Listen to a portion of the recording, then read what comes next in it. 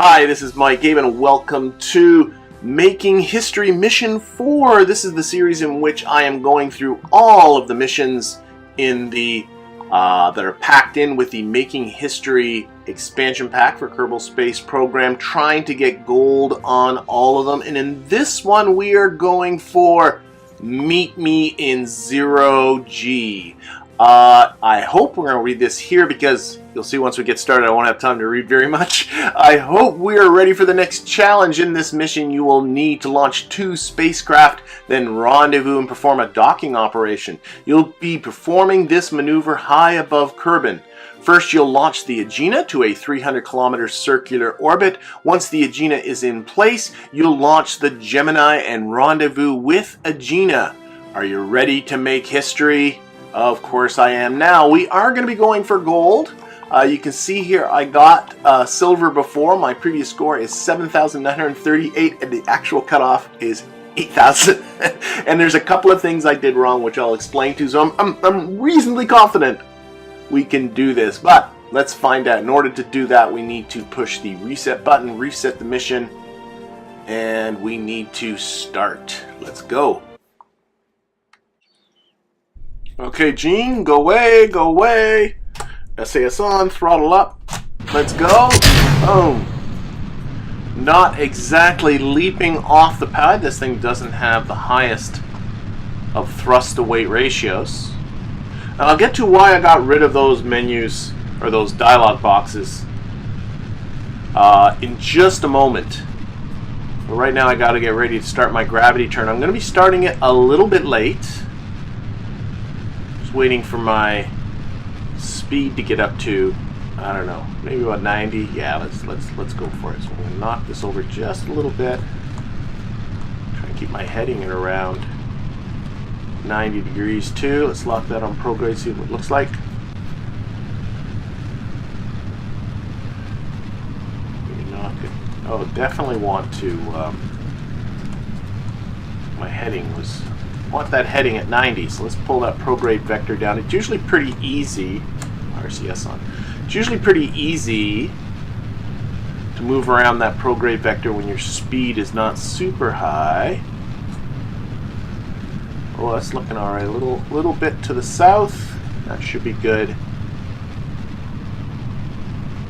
Alright, I'm going to live with that. Okay, so what's going on here? Why I get rid of those? Well, the first dialog box said that you are to go into a 300-kilometer circular orbit, which we kind of already knew from the beginning dialogue. The second one said, oh yeah, by the way, your launch window is just about closed. You got 10 minutes to get up and circularize. And if you want to get up to a 300-kilometer orbit, circular orbit in 10 minutes, you got to go up more steeply than you otherwise would. So that's why my trajectory is a little bit on the steep side. In addition, the timer starts not from when you hit the spacebar and start to fly. It starts from when that dialog box first appears, which I think is a little bit unfortunate. That doesn't feel quite fair to me. But that's what it does. So that's why. Whoa, whoa, whoa! Don't do that! Don't do that! Stay nice and steep. There we go. That's why I got rid of those dialog boxes so quickly. So I'm going to be keeping track of both my mission time and also my time to apoapsis. I don't want the sum of those to get less than 10 minutes. We're almost at a fuel on the stage too. Might have to say goodbye to it, but we're almost at 300 kilometers. A little bit more. Okay, I'm pretty happy with that. 97 meters per second in this stage. I will keep it. So this is the Agena, modeled after an actual mission, of course. The Agena was a target vehicle for the Gemini program in the mid-60s to allow astronauts to practice rendezvousing and docking in space.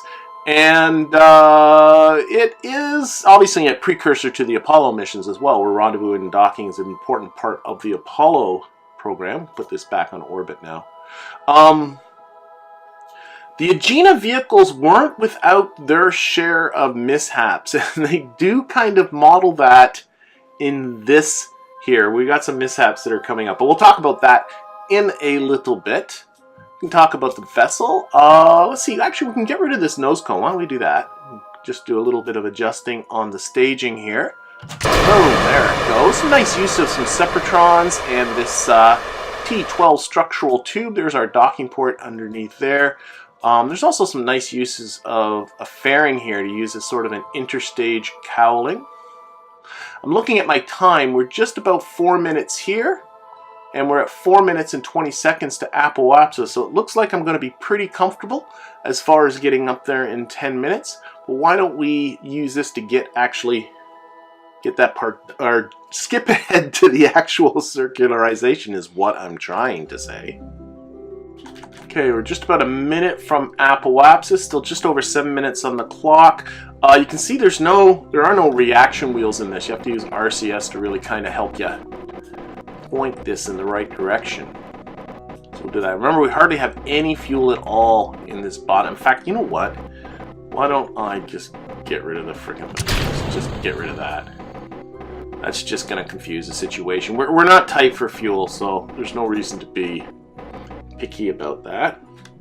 Let's put this right down to a pitch of 0. You can do it. There we go. Okay, and yeah, let's do this.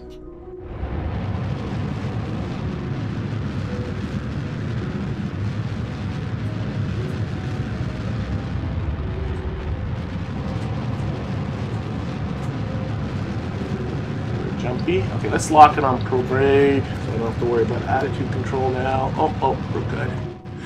You can do this obviously from map view using maneuver nodes and stuff. I kind of like to use Kerbal Engineer. I'm particularly paying attention to my time to apoapsis. I don't want that to get away on me. And obviously I'm watching my periapsis height. But I'm just under 8.5 minutes on the mission clock, so I'm pretty comfortable as far as time goes.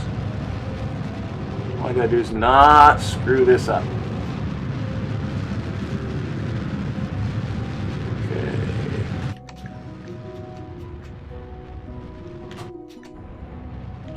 "300 kilometers by 300 kilometers, close enough." Should be getting a message here from Gene. "High orbit achieved. Our ground team confirms that the Agena has reached its planned orbit. Well done, Team Agena. Why don't you relax and have some astronaut ice cream and enjoy the view while Team Gemini prepares for launch." And this is another one we're going to want to get away right away, because again, we got 10 minutes. Let's go, let's go, let's go. Throttle up. Boom, boom. Didn't get much of a look. There we are. There's our Gemini vehicle. Yeah, we got to get up in 10 minutes once again. Now this time we're shooting for a 250 kilometer orbit. But there is something else going on that I'll get to in just a little bit. But I'm going to get ready to do my gravity turn. Oh, that's good enough. Let's not this. I'm going to knock it over a little. I can do a little bit better of a gravity turn this time. I don't have to come up quite as steep as I did before. There we go. I've got on prograde. You can see we got Jeb and Bob along for the ride here. They are our Gemini astronauts. Our Neil and David. Neil Armstrong and David Scott were the... oh, we got our message. "Low fuel. I've got some good news and some bad news. The good news is your ship is lighter than we thought. The bad news is that's because one of our technicians forgot to fill a fuel tank. It seems one of your fuel tanks wasn't completely filled. It's too late to come back now, so you'll have to make do. You should still have enough fuel to make orbit." Well, barely. Good luck. Yeah, didn't I mention mishaps? Not only actually do they want you to get up there with less fuel than you otherwise would, there are bonus points for having more than 70 units of liquid fuel left when you get to the end. So we want to get up in less than 10 minutes and have less than 70 units of fuel, or more than 70 units of fuel left over. So we've got to combine efficiency and speed, and quite frankly, those two things don't really combine too well. Okay, we're about to lose our stage. There we go. Boom. And yeah, I think I'll just let that ride on the orbital prograde vector.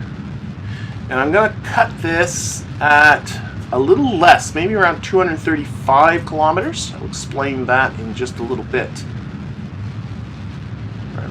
Almost at 110 kilometers on our apoapsis.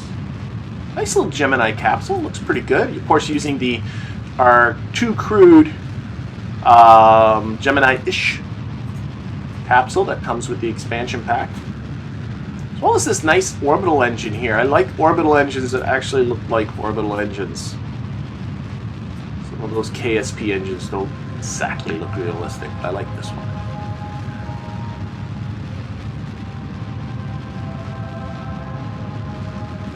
Alright, getting ready to cut throttle. There's 200 kilometers. I'm also going to be watching my time, but I think my time looks okay. Okay, 235 cut, and I'm switching to RCS.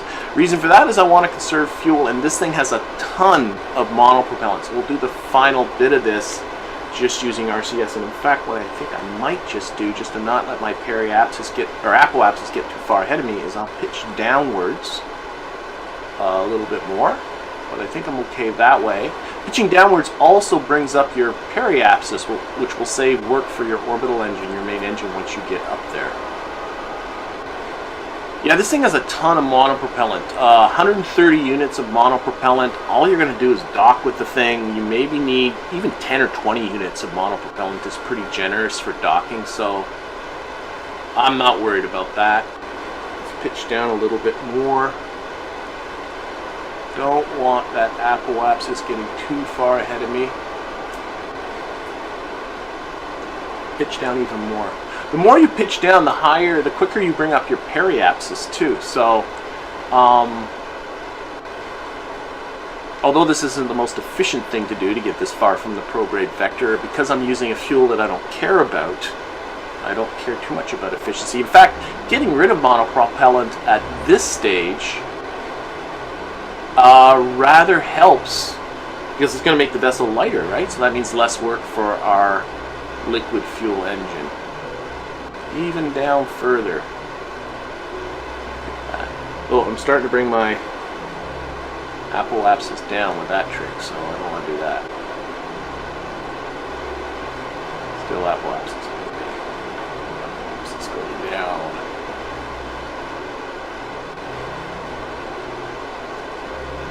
There we go.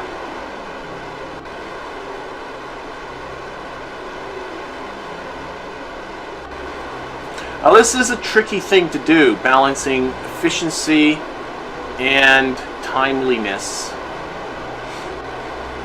But what you can do, of course, if you screw up, is simply revert back to the launch and try again.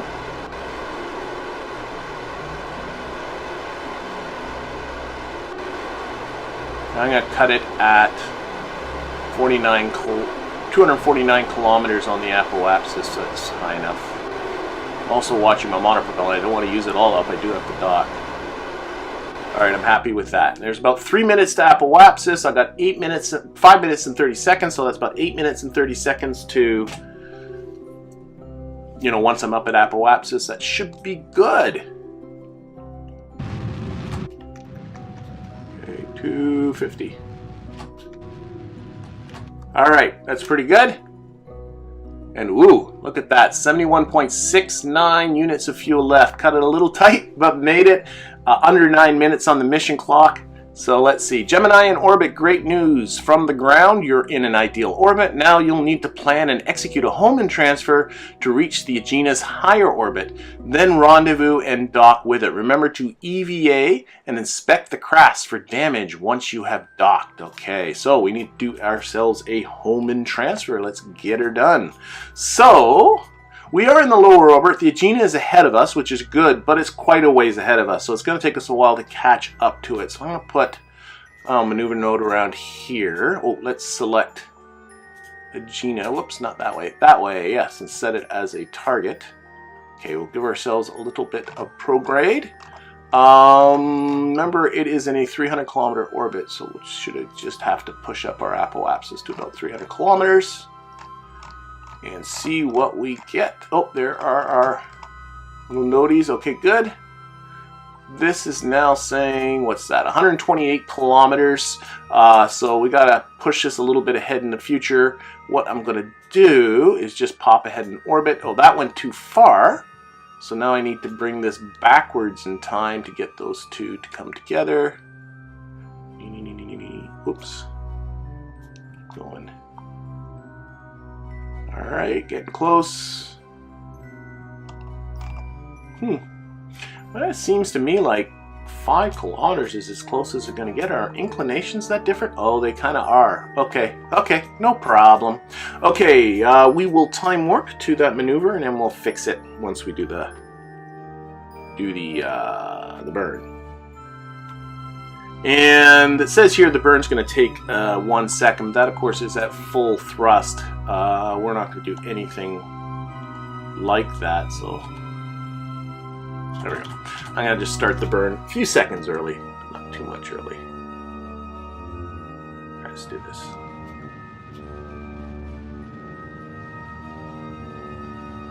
Cut. Get rid of the node. Let's see if we can dial this in a little better. Might be as good as we're going to get. Alright, now we do have 5 minutes to perform the docking.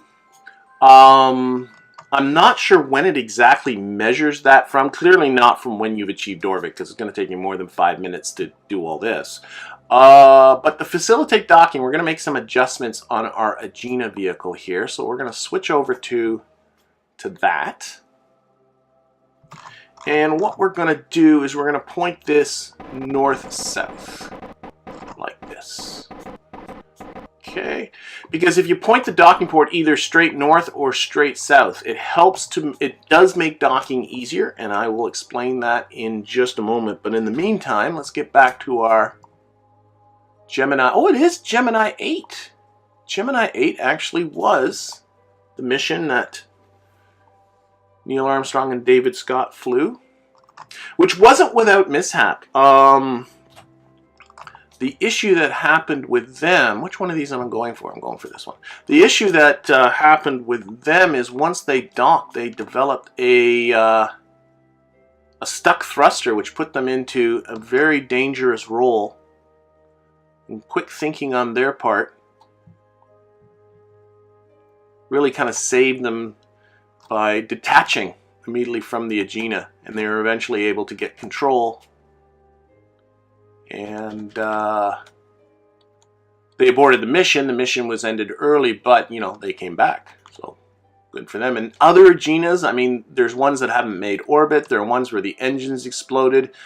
Like I said, it's not a vessel without its mishaps. Okay, I just, of course, remembered that we are quite a ways off target here. Let's see here. There we are. Okay, we got to push that retrograde vector in the right direction. I probably should have started doing this earlier, but was not thinking. This should be bringing that distance down. Oh dear, there it is.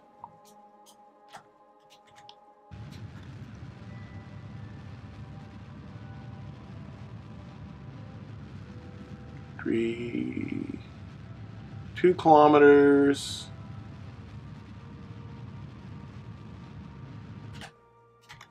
So you can get it down to half a kilometer. Okay, that's pretty good. All right. That looks a lot better. Don't try and get these two right on each other, the retrograde icon and the retrograde target icon. You shouldn't expect them to be right on each other when you're this far from your target, because your paths are curved. Okay, whoa, going by it. Slow down, slow down, slow down. Okay. Okay. Yeah, I clearly botched that a bit. Okay. Let's just do this and get ready to stop.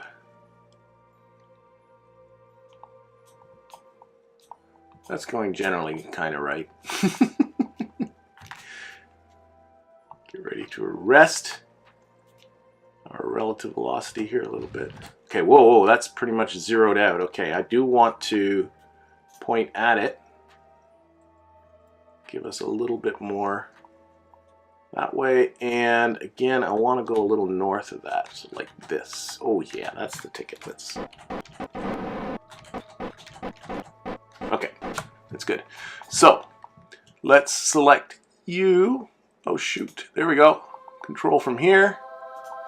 Let's put you pointing southwards. Let's aim your camera to here. Gotta do this fast. Coming in quick. Set that as a target. Reset the camera. How am I doing? How am I doing? How am I doing? Or okay, let's slow down. Slow down.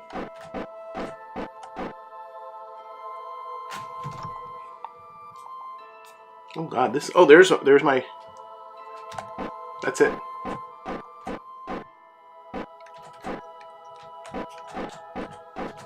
Get that on there. There we go. Huh, came in hot, but boom, that's got to be under 5 minutes. Turn the RCS off. And then it said we got to EVA Jebediah, but don't let go. You'll see why in just a second. There's another dialogue coming up. We have more misfits coming, or mishaps coming. And this says get back in now because stuff is about to explode. So we are going to undock. And we're going to back away. And boom. You have 10 seconds, believe it or not, 10 seconds between when that message box comes up and when you have to get undocked. You got 10 seconds. And the first time I did this, I was flying Jebediah around because I was inspecting the vehicles. And I didn't even come close to getting 10 seconds. But we did that. We made a speedy undocking, so that's good. Now we're ready to come back down to the surface. This is our last job, the last thing we got to do. And we want to hit this waypoint. And this waypoint is, you can see it has a radius of 150 kilometers. There is a final bonus for getting in with 95% accuracy. I don't know what that means. 95% accuracy to 150 kilometers. That's not entirely clear to me, but we'll get as close as we can. I would recommend at this stage that you maybe do a quick save. You might want to try this a couple of times. So what I'm going to do is, let's see here. Let's time warp to we're on the opposite side from the waypoint.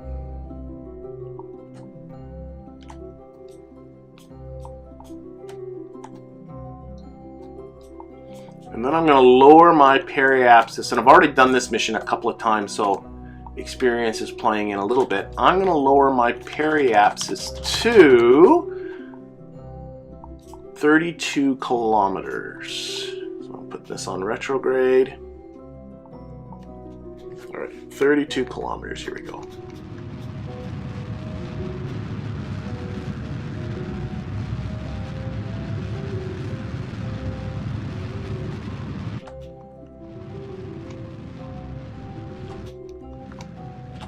Oh, a little bit too much. We'll use a little bit of RCS.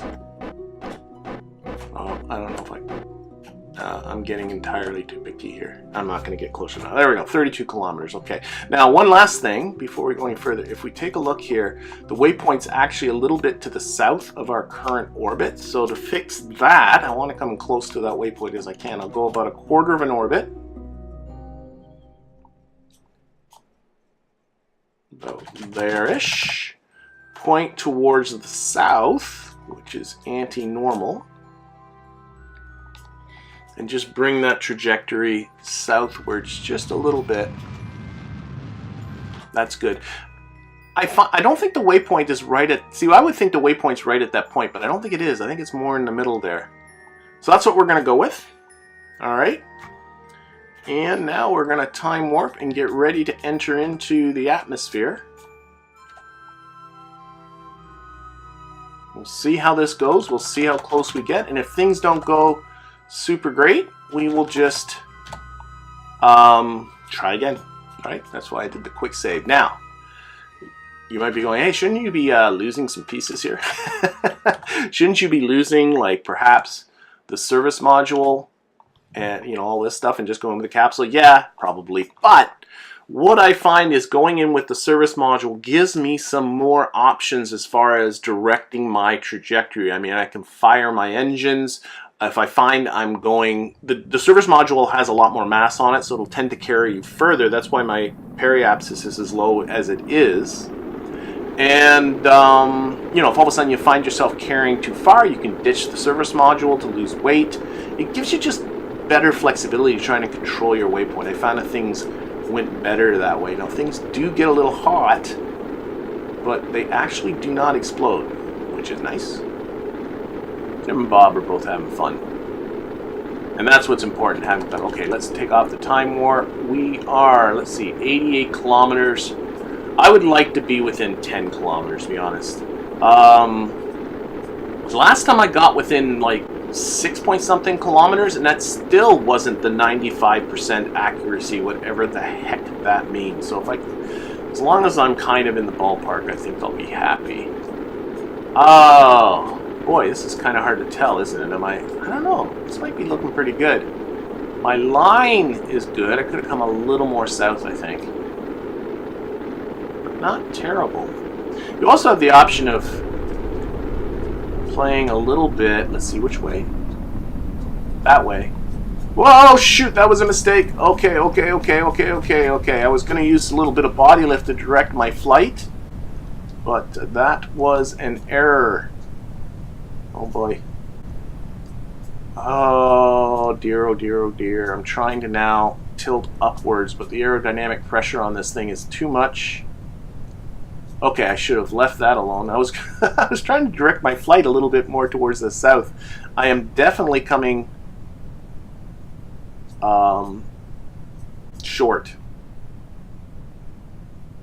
Oh, screw it. Loose this. Loose stuff. Come on, go, go, go. There we go. Okay, now we're going around the right way. Lots of debris. Hopefully nobody's down on the ground in that danger zone. I don't know, I think I am going to be within 10 kilometers, so I think I might live with this. Okay, I'm getting paranoid. Let's deploy chutes. Because I'm less than, I'm only 300 meters from the ground here. Okay, we're safe. Lots of stuff falling down around with us. I am within 10 kilometers, so I said that was my goal. So, you know, I think if I didn't do that stupid flip, I might have been pretty close to being right on the money. But let's see how this goes. Cut the time warp. We'll see. Is this good enough for gold? Is it good enough? Please. Yeah! Gold, gold, gold for me. Hooray, hooray. All right, that was exciting. Also a little timekeeper achievement or trophy or whatever it is.